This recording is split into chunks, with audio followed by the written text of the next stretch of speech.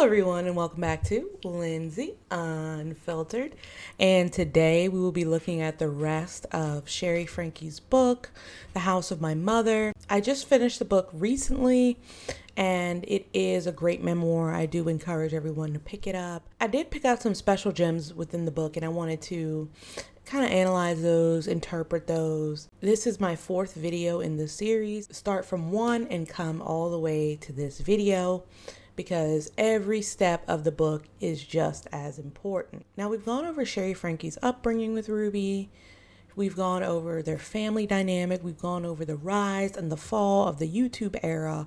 And towards the end of this book, Shari starts talking about that devastating friendship between Ruby and Jodi.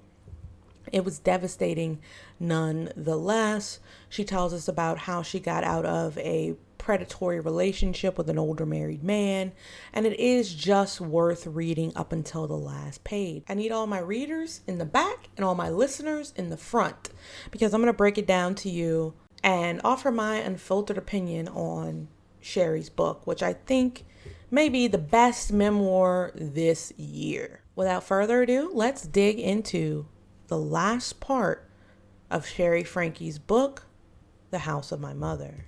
We left off on chapter 26, In Spirit and in Truth. Now we know now that Jodi has infiltrated her way into the Franke home, and Shari talks to us about how Kevin and Ruby started losing a connection from one another.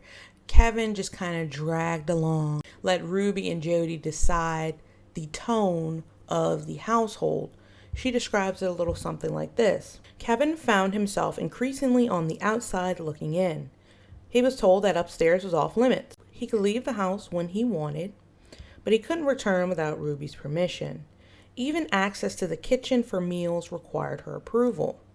And Ruby dictated if and when they were allowed to communicate. New house rules inspired by Jodi. When I read this, I think about how Kevin transforms from the adult in the house, the man of the house, to now just another child being told what to do, how to eat, and how to behave by a woman who barged her way into their home. But at this time, he's thinking, this woman is very important to me and my family's success. So maybe it flew over his head, but Shari saw it. She saw it very clearly. In that chapter, she also talks about how hypocritical Jodi and Ruby are. They always preach about living your truth and being truthful and being honest, when it seemed like they were doing everything but that. She says, I asked myself, how would I have felt if Ruby and Jodi had actually embraced honesty, practiced the authenticity they preached, and told me and the rest of our family what was really happening between them? And the answer was yes, it would have hurt, but I would have supported them. It would have been preferable to living like this. I think one of the biggest takeaways that I got from reading this memoir is that there was a lot of self-hatred within Ruby Franke and Jodi Hildebrandt. What that was, what demons they were battling, I don't know, but it was a lot of self-hatred, and they wanted people to admire them. They craved adoration and admiration because they didn't even feel it within themselves. That's how I feel. And they turned out to harm the ones they were intended to protect. In chapter 29, Jingle Hell, Shari touches on how Ruby was always the mother to bring her insecurities up or throw her insecurities in her face. That's one thing I detest more than anything.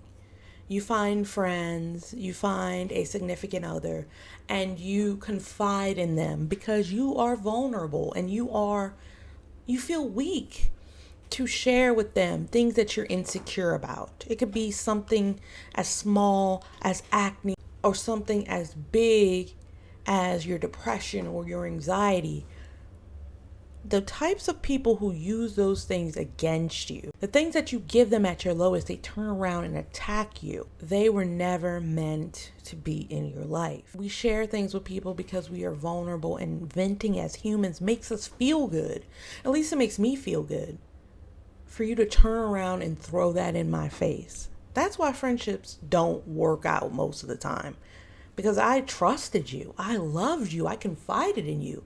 And here you are again, throwing this in my face. How dare you? In chapter 29, she says, there she was again, wielding my apparent unmarriageability like a weapon. Any aesthetic misstep, any hint of individuality, any flicker of rebellion was so often met with the same crushing refrain. How could any man want to marry a girl like you?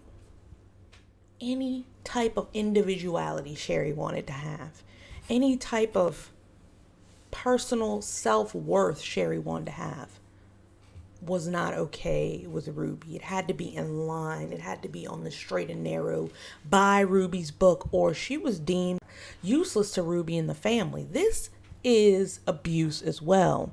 Shari received a lot of abuse from Ruby Franke. It's not talked about as much because it wasn't the physical abuse, and Shari Franke is an adult and she kind of moved on. She was able to get out of that situation, unfortunately, like the kids who were stuck there. So in chapter 30, children are not entitled to a magical childhood. Shari talks about how this Connections Moms of Truth page is the central focus of Ruby and Jodi's life. And now they're preaching about parenting, like I told you in the last video. And it's not just any kind of parenting. It's this strict parenting, absolutely off the wall thinking. She says, as they wordlessly gathered the debris, Jodi launched into a sermon, her face glowing with self-satisfaction. Children are not entitled to a magical childhood, she cooed, each word dripping with poisonous sweetness. You can't just expect love and presents. Many have nothing at all. This is the Christmas when the youngest two children didn't get anything and they had to watch all their siblings open things. That is hurtful. That is hurtful. I would never. Could you imagine yourself having 4 children and telling 2 of them, watch your brother, your sister open their stuff and you get nothing, and then telling them they're not entitled to anything? That is ridiculously off the wall. And then the thing that's even more off the wall, you have Kevin taking a back seat, their father, to this, and you have Jodi in their homes preaching at them as if they have any concept to what the hell this lady's talking about. Their children, they want Nintendo Switches. They want coloring books. They want balls. They want toys. Your selfish cult mindset does not need to be inflicted on them. And in the documentary, if you guys watch my review about the documentary, I really do appreciate everyone who watched that. It's the highest watched video that I've had for some time, so I really appreciate it. But in that documentary, a neighbor said that she brought a present by for one of the kids on Christmas Day, and it was thrown away by Ruby. Even as she sits in prison right now, on Christmas, she's going to get a decent meal. And I say that lightly when I say decent.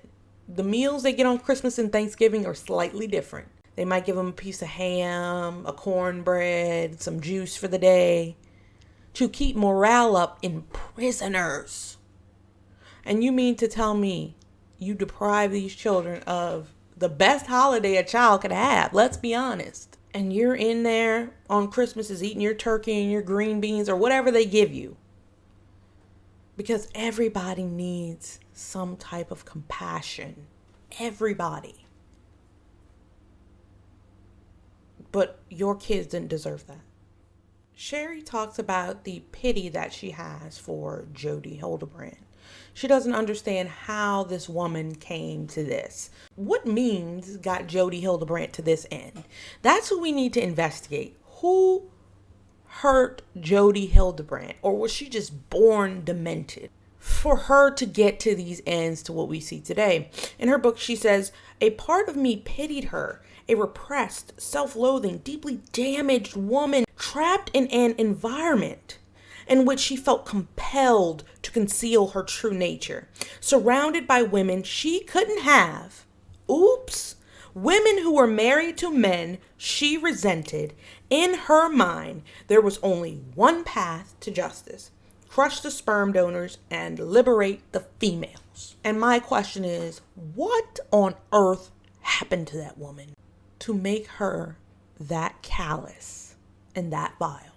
It's not justified in any means of the word, but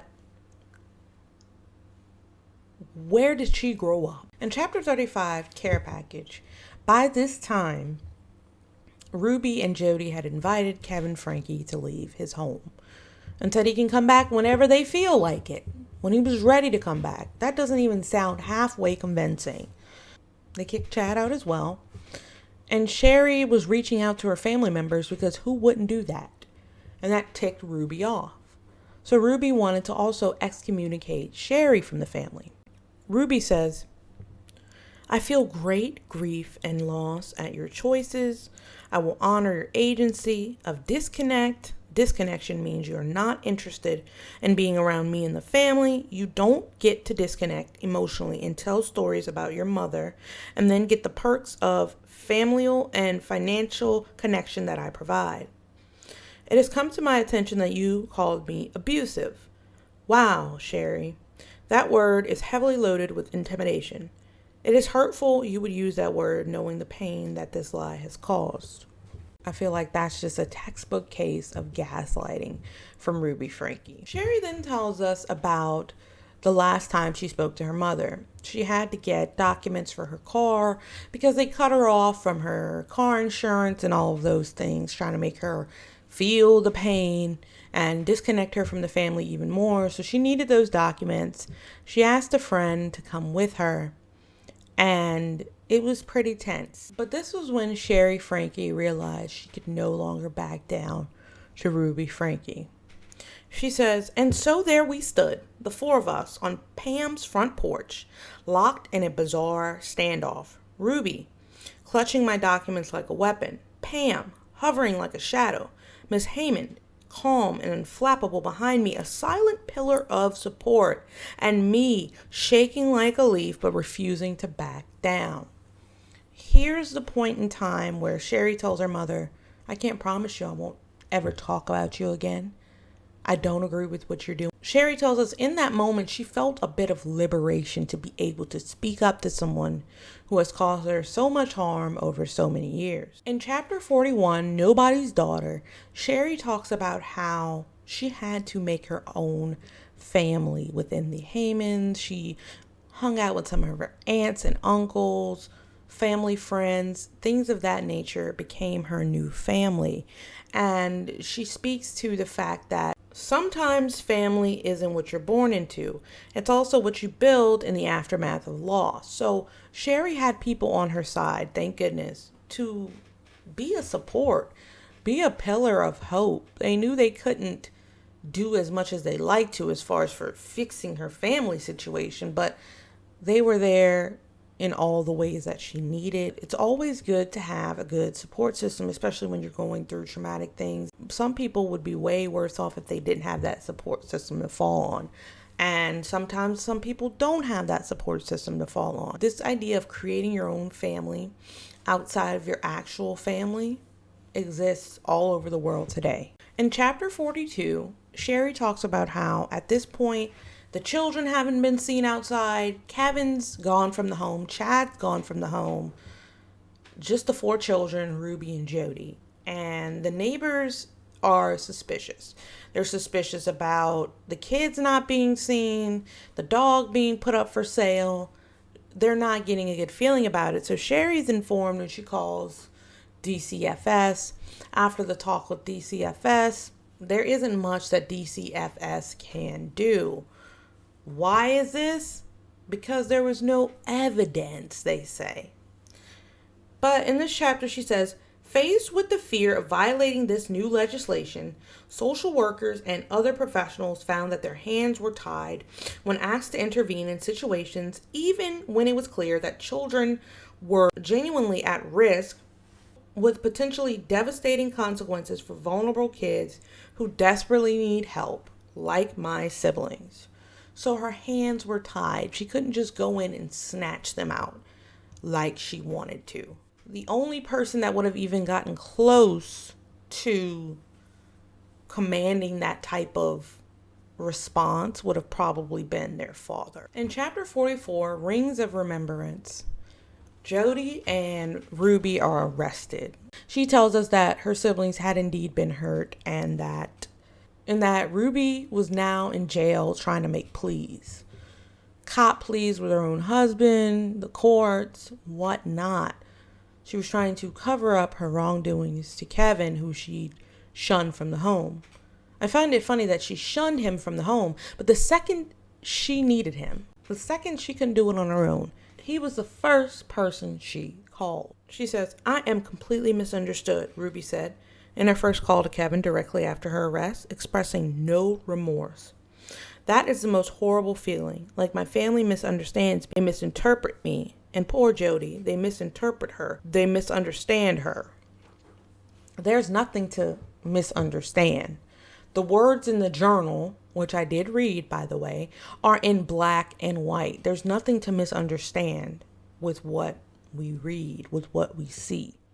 In chapter 45, Evidence in Plain Sight, Shari speaks to how a lot of the old 8 Passenger supporters helped her collect a database of suspicious things that happened in the video that would lead them on to the fact that Ruby was hurting the kids. And the list got longer and longer by the day. She says, "What an ironic reversal. The woman obsessed with sharing her most intimate family moments online in exchange for fame and money was about to be exposed by those same videos. Evidence of her sins. Proof of her mean and bizarre parenting philosophies." It's ironic, isn't it? Ruby came to the internet to show everyone how much of a great parent she was. And in the end, those same videos were used to show how great of a parent she wasn't. In chapter 49, it ends here. Shari talks about how she truly believes her mother has something called narcissistic personality disorder. And I spoke about this earlier, and I have talked about it on other videos. I feel like there was a lot of self-hatred going on within Ruby Franke, Jodi Hildebrandt, and they needed something to overcompensate for that. In her book, Shari explains it as extreme narcissistic behavior isn't about exerting superiority. It's about compensating for the fact that you feel fundamentally flawed and completely empty inside. I couldn't agree more, because what else would lead someone to do this? Shari Franke also talks about how this whole experience has taught her not to fawn, not to cozy up to people's ideals because she believes it'll get her acceptance or grace or love. She's learned how to be an advocate in her own right for these challenges. She says, "That urge to fawn, to sacrifice my well-being on the altar for others' comfort, still lurks in the shadows of my psyche. But every time I speak up instead of staying silent, every time I honor my own needs instead of bearing them, every time I allow someone to sit with their discomfort instead of rushing to smooth things over, I'm severing another link in that chain of generational trauma, that toxic relay race, passing the baton of pain from one generation to the next." Because when you hear about generational trauma, it's usually a grandparent that hands a baton to a parent, and a parent that hands a baton to a child, and a child that hands a baton to a grandchild, and it goes on for years and years. So Shari makes a stand, and she says, the buck stops here, the baton is dropped here with me. I will stand up for what I believe is right. This was a very comprehensive book review. It was emotional. It was triggering. The word play and word usage she used was jarring. I feel like the definition of a good book is if you can put yourself inside of it. If I can't see myself inside of the book, feeling her emotions, then did I really read it? And I think that was accomplished here. I think everyone should check it out, get the book. We will be covering some more interrogations and phone calls on live streams. So catch our live streams around 7 o'clock Central Standard Time. And also next week, we'll be diving into Gypsy Rose's life after lockup. And we will be starting another A to Z series, but this one will be on cults and cult-like behavior from A to Z. I hope you guys will hit that subscribe button if you enjoy content like this. I really appreciate all of the follows, all of the comments, all of the likes. Like the video. Please like the video if you can. That being said, this has been Lindsay Unfiltered. Bye now.